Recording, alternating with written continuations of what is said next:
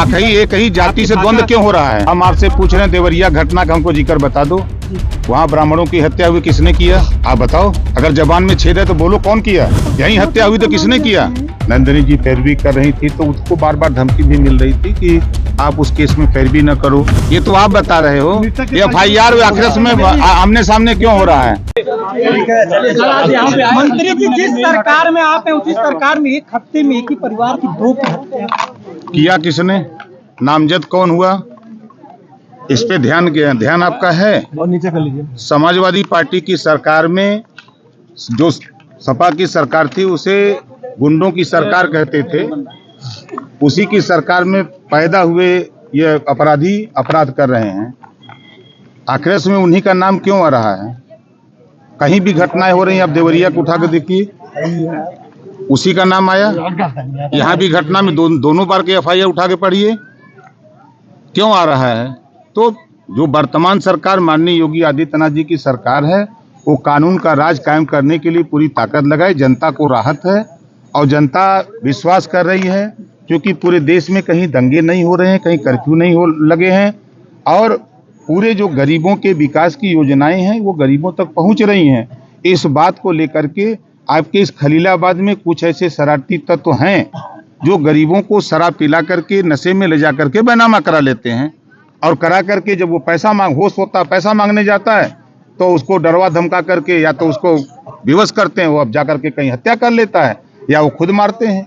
यही तो होता है। पहली बार हत्या हुई थी, युवक मरा था उसकी। फर्रुखाबाद में आपके ही जिले के जिला अध्यक्ष गए थे थाने पे, गमछा उतरवा दिया गया था वहाँ पे। क्या कहना चाहेंगे? नहीं, ऐसी कोई मुझे जानकारी नहीं। आपके जिला अध्यक्ष का बयान है। अभी ऐसी कोई जानकारी नहीं। फर्रुखाबाद में कौन जिला अध्यक्ष है मुझे ये भी नहीं जानकारी। क्या मानते हैं संत कबीर नगर फेल है? अभी FIR हुआ, 4 अपराधी जेल में गए, एक की पुलिस तफ्तीश कर रही है, जल्द ही वो भी जेल में जाए।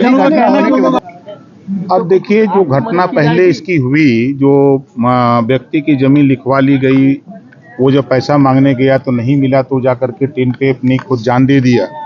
उस केस को पैरवी करने के लिए नंदिनी जी पैरवी कर रही थी तो उसको बार बार धमकी भी मिल रही थी कि आप उस केस में पैरवी न करो। तो ये कहीं ना कहीं जांच का विषय है और इस जांच के लिए, पूरी घटना की जांच के लिए आप देख रहे हैं, कह रहे हैं कि पूरा प्रशासन फेल है। यहीं आपके SP लगे हुए हैं, CO लगे हुए हैं, DM लगे हुए हैं, IG लगे हुए हैं, प्रमुख सचिव गृह लगे हुए हैं, हम पूरी सरकार लगी हुई है। कहाँ हम लोग फेल हैं? कोई निजी मामला तो नहीं इसमें स्वार्थ अपना साध रहा है? मंत्री जी, कैसे आप कह सकते हैं कि वो समाजवादी पार्टी के गुंडे हैं?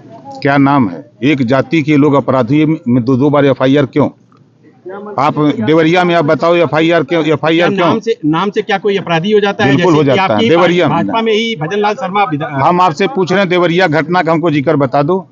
वहाँ ब्राह्मणों की हत्या हुई, किसने किया? आप बताओ। अगर जबान में छेद है तो बोलो कौन किया? यही हत्या हुई तो किसने किया?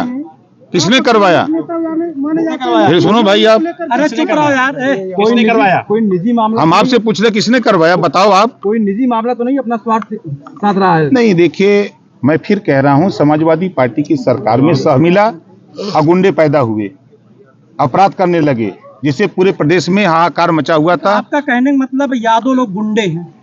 मैं ये नहीं कह रहा हूँ, आप कह रहे हैं। क्या लगता है? आखिरी एक ही जाति से द्वंद्व क्यों हो रहा है? मंत्री जी, आपकी भाषा तो यादों पे ही नहीं, आप ये आप बोल रहे हो ना, ये तो आप बता रहे हो। FIR आखिरस में आमने सामने क्यों हो रहा है? चलिए।